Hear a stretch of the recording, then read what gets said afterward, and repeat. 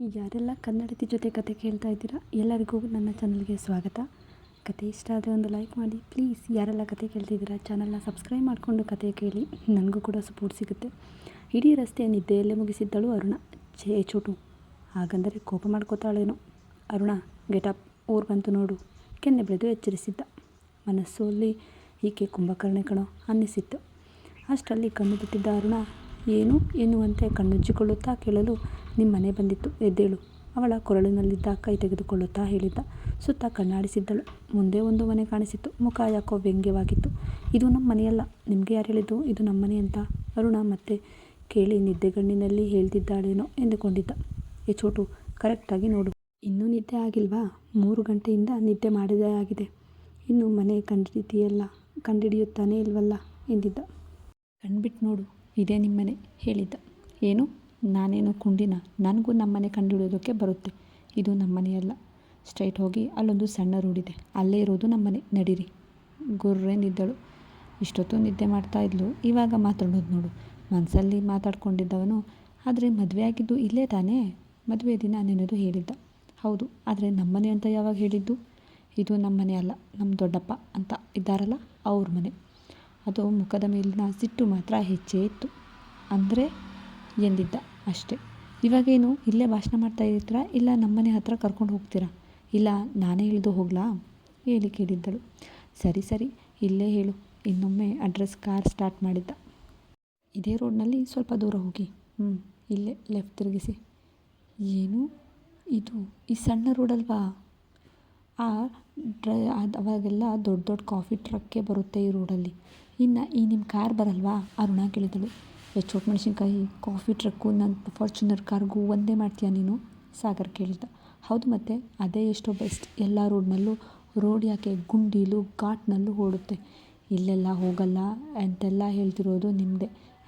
ಅದಕ್ಕಿಂತ ಎಷ್ಟು ದುಡ್ಡು ಕೊಟ್ಟರೆ ಏನು ಪ್ರಯೋಜನ? ನಿಮ್ಮ ಗಾಡಿ ಇಲ್ಲೆಲ್ಲ ಹೋಗಲ್ವಲ್ಲ ಎಂದವಳಿಗೆ.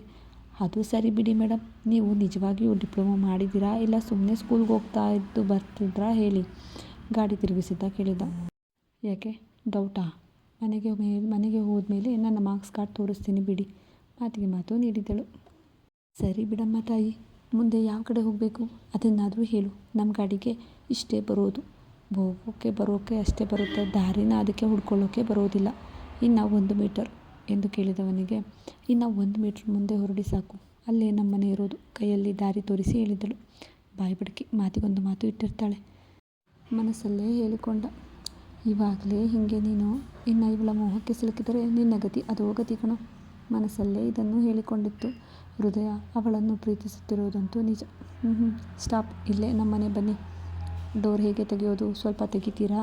ತವರಿಗೆ ಬಂದ ಆತುರದಲ್ಲಿ ಕೇಳಿದ್ದಳು. ನನ್ನ ಮಾತಿಗೆ ಒಂದು ಸ್ವಲ್ಪನೂ ಅವಕಾಶನೇ ಕೊಡೋದಿಲ್ಲ ಇವಳು. ಮನಸ್ಸಲ್ಲೇ ಇದು ಸುಹ. ಸರಿ ಇರು. ಗಾಡಿ ನಿಲ್ಲಿಸಿ ಡೋರ್ ಲಾಕ್ ತೆಗೆದಿದ್ದ. ಬನ್ನಿ ಅವಳನ್ನು ಕರೆಯುತ್ತಾ ಸ್ವಲ್ಪ ಮುಂದೆ ನಡೆದರೆ ಒಂದು ಪುಟ್ಟ ಮನೆ ಸಿಕ್ಕಿತ್ತು. ಬಿಟ್ಟಿದ್ದ ಮನೆಯಿಂದ ಹೊರ ನೋಟಕ್ಕೆ ಗೊತ್ತಾಗುತ್ತಿತ್ತು ಬಿಟ್ಟದ ಮನೆಯೆಂದು. ಸಾಗರ್ ಕಣ್ಣು ಸಣ್ಣಗೆ ಮಾಡಿಕೊಂಡು, ಏನು ಇದು ನಿಮ್ಮನೆನಾ? ಆಶ್ಚರ್ಯದಿಂದ ಕೇಳಿದ್ದ. ಇದೇ ನಮ್ಮನೆ, ಯಾಕೆ ಚೆನ್ನಾಗಿಲ್ವಾ ಎಂದಿದ್ದಳು.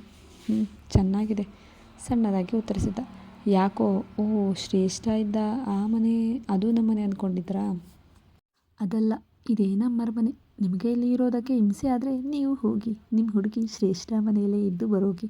ಮತ್ತೆ ಅವಳನ್ನೇ ನೆನಪಿಸಿದ್ದಳು. ಚೋಟ್ ಮೆಣಸಿನ್ಕಾಯಿ, ಏನು ಬೇಕೋ ಅದನ್ನೇ ಮಾತಾಡ್ತಾಳೆ. ಉದ್ದ ಬೆಳೆದಿಲ್ವಲ್ಲ, ಹಾಗೆ ಬುದ್ಧಿ ಕೂಡ ಬೆಳೆದಿಲ್ಲ. ಉದ್ದಕ್ಕೆ ತಕ್ಕಂತೆ ಬುದ್ಧಿ ಕೂಡ ಚಿಕ್ಕದೆ. ಇಲ್ಲ ಬಾಯಿ ದೊಡ್ಡದೋ ಅದು ಗೊತ್ತಾಗ್ತಾ ಇಲ್ಲ. ಸುತ್ತ ಕಣ್ಣಾಡಿಸುತ್ತಾ ನೋಡಿದ್ದ. ಸುತ್ತಲೂ ಮೈಯೊಡ್ಡಿ ಮಲಗಿದ್ದ ಕಾಫಿ ತೋಟ, ಉದ್ದನೆಯ ಮರಗಳು, ಘಮಘಮಿಸುವ ಪರಿಮಳ. ಮಧ್ಯ ಒಂದು ಕೇಸರಿ ಬಣ್ಣ ಬೆಳೆದಿದ್ದ ಮನೆ ಕಂಡರೂ ಬಾಗಿಲಿಗೆ ಬೀಗ ಹಾಕಿತ್ತು. ಅಯ್ಯೋ, ಇದೇನು ಅಮ್ಮ ಬೀಗ ಹಾಕೊಂಡು ಹೋಗಿದ್ದಾರಲ್ಲ? ನೀವು ಅಮ್ಮನಿಗೆ ಹೇಳಿದ್ದೀವಿ ಅಂದ್ರಿ? ನಾವು ಬರೋದು ಗೊತ್ತಿರುತ್ತೆ ಅಂತ ಅಂದ್ರಿ, ಮತ್ತೆ ಎಲ್ಲಿ? ಅಮ್ಮನೇ ಇಲ್ಲ. ಸಾಗರ್ನ ನೋಡದೆಯೇ ಮನೆಯ ಕಿಟಕಿ ಸಂದಿಯಲ್ಲಿ ಬೀಗದ ಕೀ ಹುಡುಕುತ್ತಾ ಹೇಳಿದ್ದಳು. ಅಲ್ಲ ಕುಳ್ಳಿ ತಂದು, ಎಲ್ಲಾದರೂ ನಾನು ಕೇಳಬೇಕು ನಿನ್ನ ಅಪ್ಪ ಅಮ್ಮ ಎಲ್ಲ ಎಲ್ಲೋದ್ರು ಅಂತ. ಅವಳೇ ನನ್ನನ್ನು ನೋಡಿದ್ರೆ ನನ್ನನ್ನೇ ಕೇಳ್ತಿದ್ದಾಳೆ. ಮೆಣಸಿನ್ಕಾಯಿ ಎಂದು ಗುಣಗುತ್ತಾ ಅವಳನ್ನೇ ನೋಡ್ತಿದ್ದಾರೆ. ಏನು ಹಾಗೆ ನೋಡ್ತಿದ್ದೀರಾ? ಇವಾಗ ಯಾರೂ ಇಲ್ವಲ್ಲ, ಏನು ಮಾಡೋದು? ಅಮ್ಮನ ನಂಬರ್ ಕೂಡ ಇಲ್ಲ ಎಂದಿದ್ದಳು. ನಿಮ್ಮಮ್ಮ ಬರೋದಾದರೆ ಎಷ್ಟೊತ್ತಿಗೆ ಕೇಳಿದ್ದ ಸಾಗರ್. ಅಮ್ಮ ಸಂಜೆ 5 ಗಂಟೆ ಆಗುತ್ತೆ. ಇವಾಗ ಟೈಮ್ ಎಷ್ಟು ಕೇಳಿದ್ದಳು ಅರುಣ. ಇವಾಗ ಇನ್ನು 2 ಗಂಟೆ, ಇನ್ನು 3 ಗಂಟೆ ಆಗುತ್ತೆ ಅಮ್ಮ ಬರೋದು. ಏನು ಮಾಡೋದು? ಮತ್ತು ಅವಳನ್ನೇ ಕೇಳಿದ್ದಳು. ಅವಳದ್ದು ಅದೇ ಪ್ರಶ್ನೆ. ಸರಿ ಬನ್ನಿ, ನಿಮಗೆ ನಾನು ನಮ್ಮೂರು ತೋರಿಸ್ತೀನಿ, ಹೋಗೋಣವೇ? ಅವನನ್ನು ಕೇಳಲು ದಾರಿ ಇಲ್ಲದೆ ಸರಿ ಎಂದವನು ಗಾಡಿ ಕೀ ಹಿಡಿದು ಗಾಡಿ ಅನ್ಲಾಕ್ ಮಾಡಿದ್ದ. ಸಾಗರ್ ಗಾಡಿ ಅನ್ಲಾಕ್ ಮಾಡಿದ್ದು ನೋಡಿ, ಅಯ್ಯೋ ಈ ಗಾಡಿಲಾ? ಹಾಗಾದರೆ ಬೇಡ, ನಾವು ನಡೆದುಕೊಂಡು ಹೋಗೋದಿದ್ರೆ ಬನ್ನಿ ಕರೆದಿದ್ದು. ಏನು ನಡೆದುಕೊಂಡ? ಯಾರಾದರೂ ಸಿಕ್ಕಿದ್ರೆ ಏನು ಅನ್ಕೋತಾರೆ ಎನ್ನುವಂತೆ ಕೇಳಿದ್ದ. ಇದು ಬೆಂಗಳೂರಲ್ಲ, ಹೆಜ್ಜೆಗೊಂದು ಮನೆ ಸಿಕ್ಕೋದಕ್ಕೆ. ಇದು ಕೊಡಗು, ಮೀಟ್ರ್ಗಟ್ಟಲೆ ಹೋಗಬೇಕು ಒಂದು ಮನೆ ಸಿಗೋದಕ್ಕೂ, ಅದು ಕಷ್ಟ. ಬನ್ನಿ ಬನ್ನಿ, ಅದು ಎಂತೆಂಥ ಜಾಗದಲ್ಲಿರುತ್ತೋ.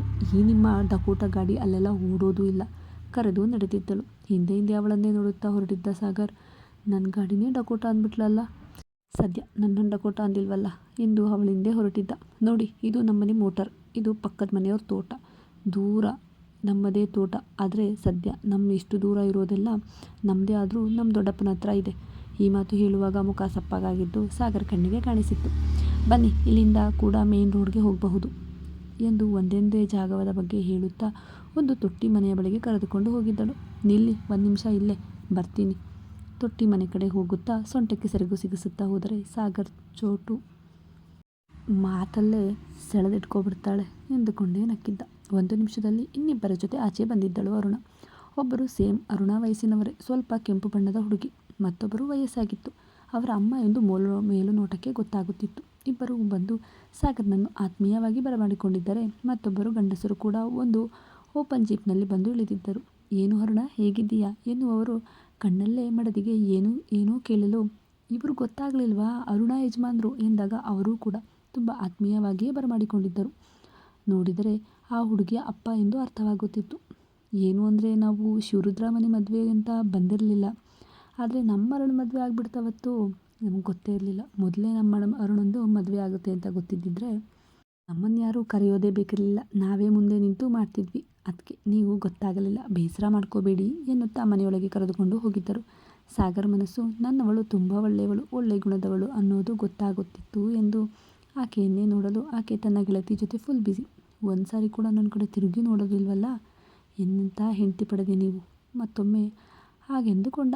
ಎಲ್ಲರೂ ಸಾಗರ್ನನ್ನು ಬರಮಾಡಿಕೊಂಡು ಔತಣ ರೆಡಿ ಮಾಡಲು ಸಾಗರ್ ಬೇಡ ಎಂದು ನಿರಾಕರಿಸಿದ. ಅರುಣ ಕಣ್ಣಲ್ಲೇ ಊಟಕ್ಕೆ ಕೂರಲು ಹೇಳಲು, ಈಗಲೇ ಕಣ್ಣಲ್ಲಿ ಮಾತಾಡಿಸ್ತಾಳಲ್ಲಪ್ಪ ಎಂದುಕೊಂಡೇ ಜಗನ್ನಾಥರ ಜೊತೆ ಹೋಗಿ ಕೈ ತೊಳೆದು ಕೂತಿದ್ದ. ಅರುಣ ಗೆಳತಿ ಪವಿತ್ರ ಮನೆಯಲ್ಲಿ ಅಪರೂಪದ ಅತಿಥಿಗೆ ಶಾವಿಗೆ ಮತ್ತು ಚಿಕನ್ ಸಾಂಬಾರ್ ಮಾಡಿ ಭರ್ಜರಿ ಊಟ ಮಾಡಿಸಿದ್ದರು. ಸಾಗರ್ ಮೊದಲು ಹಂಚಿಕೊಂಡನಾದರೂ ಜಗನ್ನಾಥರು ಪ್ರೀತಿಯಿಂದಲೇ ತಮ್ಮ ಮನೆಯವರಾಗಿ ಬಿಟ್ಟರು. ಹಾಗಾಗಿ ಸ್ವಲ್ಪ ಸಮಯದ ನಂತರ ತನ್ನದೇ ಮನೆ ಎನ್ನುವಂತೆ ಫೀಲ್ ಆಗಿತ್ತು ಸಾಗರ್ಗೆ. ಅರುಣ ಕೂಡ ಊಟ ಮಾಡಿ ಪವಿತ್ರ ಮತ್ತು ಅವರ ತಾಯಿ ರೇಖಾ ಜೊತೆ ಮಾತುಕತೆ ಮುಗಿಸಿ ಸಂಜೆ 5ಕ್ಕೆ ಅಲ್ಲಿಂದ ಹೊರಟರು. ಸಾಗರ್ ಕೂಡ ಅವರ ಆತಿಥ್ಯಕ್ಕೆ ಪ್ರೀತಿಯಿಂದಲೇ ವಿಷಯ ಮತ್ತು ವಿದಾಯ ಹೇಳಿ ಹೆಂಡತಿಯ ಜೊತೆ ಹೊರಟಿದ್ದ. ಪವಿತ್ರ ಮನೆಯವರು ಕೂಡ ಮನೆ ಮಗಳಂತೆಯೇ ಮಡಿಲು ತುಂಬಿ ಕಳುಹಿಸಿದ್ದರು. ಸ್ವಲ್ಪ ದೂರ ಬಂದ ನಂತರ, ಚೋಟ್ಮೆಣಸಿನ್ಕಾಯಿ ಯಾರು ಅದು ಅಂತ ಏನು ಹೇಳ್ದೆ ಕೇಳದೆ ಎಲ್ಲರ ಮನೆಗೂ ಕರ್ಕೊಂಡು ಹೋಗ್ತಿದ್ದೀಯಲ್ಲ, ಎಷ್ಟು ಎಂಬಾರಸ್ಮೆಂಟ್ ಆಯಿತು ಗೊತ್ತಾ ನನಗೆ, ಹಿಂದೆ ಹೋಗುತ್ತಾ ಹೇಳಿದ್ದ. ಯಾರ್ಯಾರದ್ದೋ ಮನೆಯಲ್ಲ, ಅದು ನನ್ನ ಬೆಸ್ಟ್ ಫ್ರೆಂಡ್ ಪವಿತ್ರ ಮನೆ. ನಿಮ್ಮನ್ನು ಕರೆದುಕೊಂಡು ಹೋಗದೆ ನಾನೇ ಹೋಗಿದ್ರೆ ನೀವೊಬ್ಬರೇ ಏನು ಕಾಫಿ ತೊಟ್ಟು ತಿಗ್ನೆ ಹೊಡಿತಾ ಇದ್ರಾ? ಇಲ್ಲ, ನಾನು ಹೋಗಿ ಊಟ ಮಾಡ್ಕೊಬಂದಿದ್ರೆ ನೀವೆಲ್ಲಿ ಊಟ ಮಾಡ್ತಾಯಿದ್ರಿ? ಅತ್ತೆ ಮೊದಲೇ ಹೇಳಿ ಕಳಿಸಿದ್ದಾರೆ ನಿಮ್ಮನ್ನು ಚೆನ್ನಾಗಿ ನೋಡ್ಕೊ ಅಂತ. ಅಂಥದ್ರಲ್ಲಿ ಅಮ್ಮ ಕೂಡ ಇರಲಿಲ್ಲ. ಮಧ್ಯಾಹ್ನದ ಊಟದ ಸಮಯ ಕೂಡ ಆಗಿತ್ತು. ನಾನು ಅಲ್ಲಿಗೆ ಕರೆದುಕೊಂಡು ಹೋಗಿಲ್ಲ ಅಂದಿದ್ದರೆ ಇಷ್ಟೊತ್ತಿನ ತನಕ ಉಪವಾಸ ಇರಬೇಕಿತ್ತು, ಇಲ್ಲ ಎಸ್ಟೇಟಲ್ಲಿರೋ ಹಣ್ಣುಗಳನ್ನು ತಿನ್ನಬೇಕಿತ್ತು. ಅದಕ್ಕೆ ನನ್ನ ಗೆಳತಿಯ ಮನೆಗೆ ಕರೆದುಕೊಂಡು ಹೋಗಿದ್ದು. ಇವಾಗೇನು ಅವರೇನು ನಿಮ್ಮನ್ನು ತಿನ್ಕೊಂಡ್ರಾ? ಇಲ್ವಲ್ಲ, ಚೆನ್ನಾಗಿ ನೋಡ್ಕೊಂಡ್ರು ಅಲ್ವಾ? ಬನ್ನಿ ಇವಾಗ. ಅವನ ಮಾತಿಗೆ ಸೊಪ್ಪು ಕೂಡ ಹಾಕದೆ ಹೋಗಿದ್ದಳು. ಆದರೂ ಅವಳ ಗಂಡನನ್ನು ಕಾಳಜಿ ಮಾಡಿದ್ದೇ ವಿಶೇಷವಾಗಿತ್ತು. ಈ ಬಗ್ಗೆ ಸಾಗರ್ಗೆ ಅದೇ ಅನುಭವ ಅನಿಸಿತ್ತು. ನನ್ನ ಹೆಂಡತಿ ನನ್ನನ್ನು ಇಷ್ಟಾದರೂ ಕೇರ್ ಮಾಡ್ತಾಳಲ್ಲ, ಬರೀ ಚೋಟ್ಮೆಣಸಿನ್ಕಾಯಿ ಅಲ್ಲ, ನನ್ನ ಬಗ್ಗೆ ಕೇರ್ ಕೂಡ ಮಾಡ್ತಾಳೆ ಅನ್ನೋ ಖುಷಿಯಂತೂ ಅವನಲ್ಲಿತ್ತು. ಅವನ ಬಗ್ಗೆ ಅದೆಷ್ಟು ಕಾಳಜಿ ಇದೆ ಅನಿಸಿತ್ತು.